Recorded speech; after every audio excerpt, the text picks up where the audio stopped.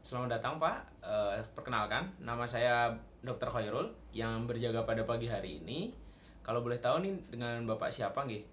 Selamat pagi dok, saya Pak Kuncoro. Baik Pak Kuncoro, kali ini saya akan melakukan pemeriksaan pada perut Bapak. Nanti pada pemeriksaan tersebut mungkin Bapak akan merasa sedikit tidak nyaman karena Bapak harus melepas baju bagian perut Bapak, lalu menekuk kakinya, lalu saya akan melakukan penekanan, menempelkan stetoskop saya di perut Bapak dan beberapa pemeriksaan lainnya. Itu untuk menjelaskan apa ada kelainan-kelainan yang dapat ditemukan dari pemeriksaan perut tersebut. Apakah Bapak bersedia? Baik dok, silahkan.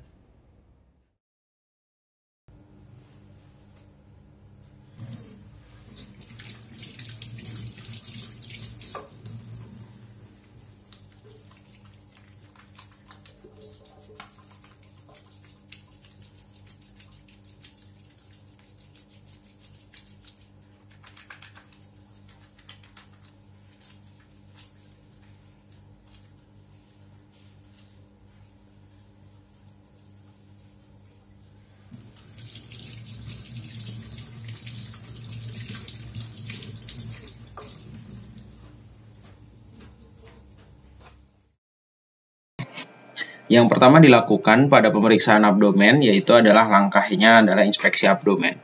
Sebelumnya pemeriksa meminta pasien tertidur dan membuka bajunya seperti instruksi yang sudah diberitahukan kepada pasien sebelumnya. Lalu pemeriksa berada di sebelah kanan pasien dengan keadaan sudah menggunakan alat perlindungan diri dan juga sudah mencuci tangan. Lalu inspeksi ini untuk melihat bentuk abdomen, simetrisitas atau tidak, apakah terjadi membuncit atau tidak.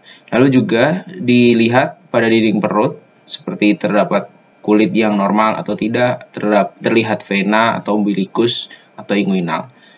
Lalu juga diperhatikan jika ada peristaltik abdomen yang terlihat atau jika ada juga pulsasi. Dan pada pasien ini, pada inspeksi abdomen terkesan normal. Pemeriksaan kedua yaitu adalah auskultasi abdomen. Auskultasi abdomen ini yaitu dengan meletakkan stetoskop di sekitar umbilikus pasien pada satu tempat di dinding abdomen untuk menghitung suara bising usus. Suara bising usus ini dihitung menggunakan stopwatch yang berada di sebelah pasien. Pada kesempatan kali ini saya menggunakan stopwatch pada handphone. Saya mendengarkan bising usus selama 2 menit dan mencari apakah ada bunyi tambahan pada auskultasi kali ini seperti apakah terdapat fluid arterial atau venous hum. Didengarkan selama 2 menit, dihitung frekuensinya, lalu jumlah dari selama 2 menit dibagi menjadi 2 dan terdapatlah frekuensi bising usus per menit. Hasil bising usus yang normal yaitu di antara 5 hingga 30 kali per menit. Pada pasien ini didapatkan bising usus yaitu 15 per menit, terkesan normal. Selanjutnya merupakan perkusi abdomen. Perkusi abdomen dilakukan pada seluruh kuadran abdomen dengan membandingkan bagian kanan dengan bagian kiri abdomen. Lalu pada pemeriksaan ini dapat ditemukan timpani atau pekak, lalu pada pemeriksaan ini terkesan normal pada seluruh kuadran abdomen. Selanjutnya juga dilakukan perkusi secara khusus untuk memastikan pada bagian batas inferior kosta kiri untuk menilai timpani area gaster. Selanjutnya juga dilakukan perkusi secara khusus pada bagian batas inferior kosta kanan untuk menilai pekak hati. Lalu juga dilakukan perkusi secara khusus di daerah linea aksilaris anterior kiri pada sela iga ke-6 untuk menilai ada tidaknya pembesaran limpa. Dan pada pasien ini terkesan tidak terdapat pembesaran limpa dan semuanya terkesan normal. Selanjutnya merupakan pemeriksaan liver span. Diperiksa dari setinggi umbilikus searah garis midclavicular kanan, diperkusi hingga ketemu suara perubahan dari timpani ke redup. itu merupakan batas bawah liver. Selanjutnya ditandai di batas bawahnya. Selanjutnya diperkusi dari midclavicular dari kranial ke kaudal. Untuk mencari batas atas dicari dari suara sonor ke suara redup. Lalu ketika ditemukan tempat perubahan suaranya ditandai, lalu liver span itu diukur. Pada pasien ini didapatkan 12 cm dan pada pasien normal panjang liver span yang normal adalah 6 hingga 12 cm, maka pada pasien ini terkesan normal. Selanjutnya pemeriksaan abdomen, yaitu merupakan pemeriksaan palpasi abdomen. Yang perlu diperhatikan pada pemeriksaan palpasi abdomen adalah meminta pasien untuk menekuk lututnya. Dilakukan menggunakan palpasi yang pertama palpasi superficial, yaitu palpasi ringan, dengan menempelkan sisi palmar tangan secara horizontal pada seluruh regio abdomen secara sistematis dibandingkan pada sisi kanan dan sisi kiri. Selanjutnya, palpasi dilanjutkan menilai nyeri tekan, jadi dipalpasi lebih dalam, sambil melihat wajah pasien, lalu juga diinstruksikan kepada pasien apabila nyeri, diminta untuk mengabarkan jika terdapat nyeri ketika ditekan. Sambil melihat wajah pasien, dipalpasi, palpasi dalam dibandingkan sisi kanan dan sisi kiri pada perut pasien.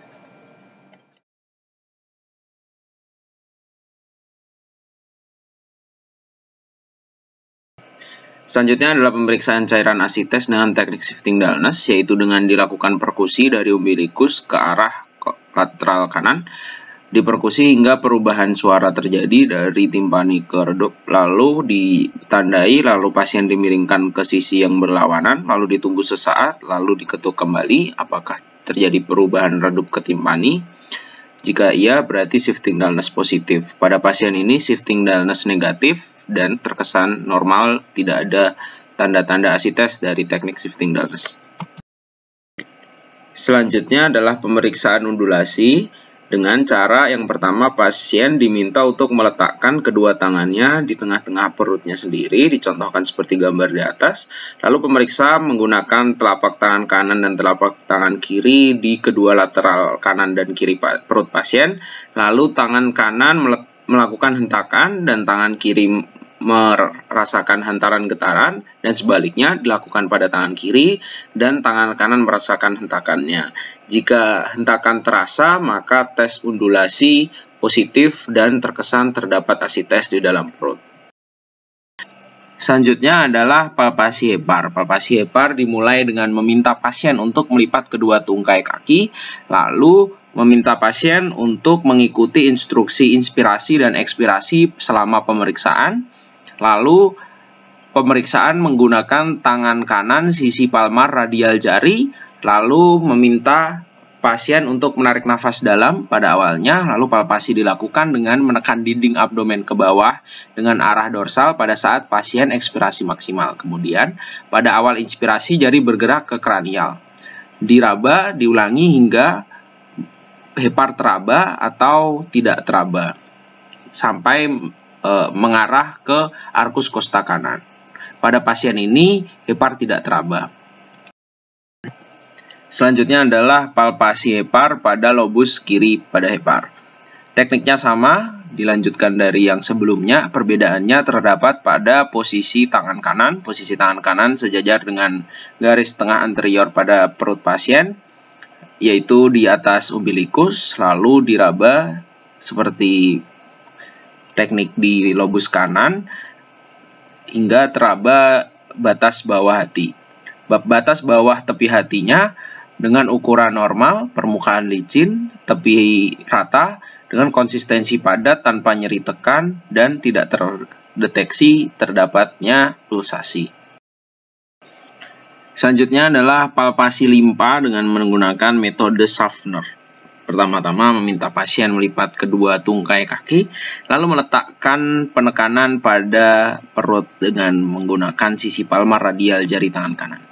Palpasi dilakukan dengan menekan dinding abdomen ke bawah dengan arah dorsal pada saat pasien ekspirasi maksimal, kemudian pada awal inspirasi jari bergerak ke kranial.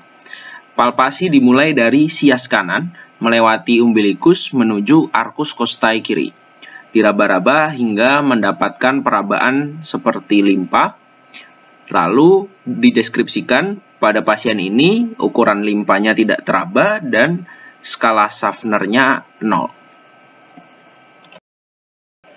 Selanjutnya adalah palpasi titik McBurney, yaitu pertama-tama menentukan titik McBurney pada sepertiga lateral dari garis imajiner yang menghubungkan sias kanan dengan umbilikus dinding perut kuadran kanan bawah. Lalu meletakkan penekanan pada titik tersebut untuk mengetahui nyeri tekan, lalu tangan dilepas untuk sambil melihat wajah pasien apakah terdapat nyeri lepas, juga sambil menilai apakah terdapat defans muskular lokal. Pada pasien ini tidak terdapat nyeri tekan, nyeri lepas, maupun defans muskular. Selanjutnya adalah pemeriksaan Ballotman. Pertama-tama meletakkan tangan kiri di posterior pasien di kaudal dari iga 12 dengan ujung jari pada sudut costovertebra. Yang selanjutnya meletakkan tangan kanan pada abdomen kiri atas di lateral dari musculus rectus abdominalis. Selanjutnya, angkat tangan kiri mencoba mendorong ginjal ke arah anterior dan meminta pasien menarik nafas pada puncak inspirasi. Lakukan palpasi ke dalam dengan tangan kanan pada abdomen kiri atas tepat di bawah iga untuk merasakan mobilitas ginjal di antara kedua tangan. Lalu melakukan palpasi ginjal bimanual pada sisi yang kanan juga dengan cara yang sama. Pada pasien ini tidak terdapat nyeri tekan dan mobilitas ginjal baik. Yang terakhir adalah pemeriksaan nyeri ketok costovertebra angle. Yang pertama, meminta pasien untuk duduk. Pemeriksa dilakukan dari arah belakang pasien. Meletakkan tangan kiri sisi palmar pada sudut costovertebra kanan.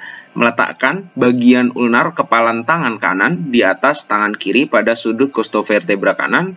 Memperhatikan pasien dan menyalakan pasien apakah pasien merasakan nyeri, lalu memukulkan bagian ulnar kepalan tangan kanan di atas tangan kiri pada sudut costovertebra kanan dengan kekuatan yang cukup.